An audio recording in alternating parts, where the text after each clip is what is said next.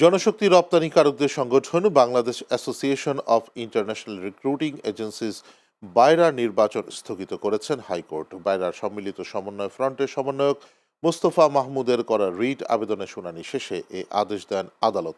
বিষয়টি নিশ্চিত করে বাদীপক্ষের আইনজীবী খান মাহমুদুল হাসান জানান, ভোটার তালিকায় অসঙ্গতি সহ বিভিন্ন অনিয়মের অভিযোগ আদালতের নজরে এনে রিট আবেদন করা হয়।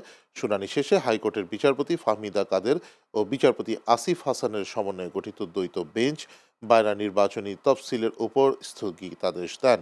এর আগে জাতীয় সংসদ নির্বাচন ও গণভোটকে প্রভাবমুক্ত রাখতে আগামী 12 ফেব্রুয়ারি পর্যন্ত কোনো পেশাজীবী সংগঠন বা অন্য কোনো সংগঠনের নির্বাচন আয়োজন না করার নির্দেশনা দেয় নির্বাচন কমিশন। পরে বায়রা নির্বাচনের জন্য কমিশন অনুমতি দেয়। এ বিষয়ে বায়রার সদস্য শেখ ফরিদ হোসেন জানান, ত্রয়োদশ জাতীয় সংসদ নির্বাচনের পর এই নির্বাচনটি অনুষ্ঠিত হলে সংগঠনের সকলের জন্যই এটি মঙ্গলজনক হবে।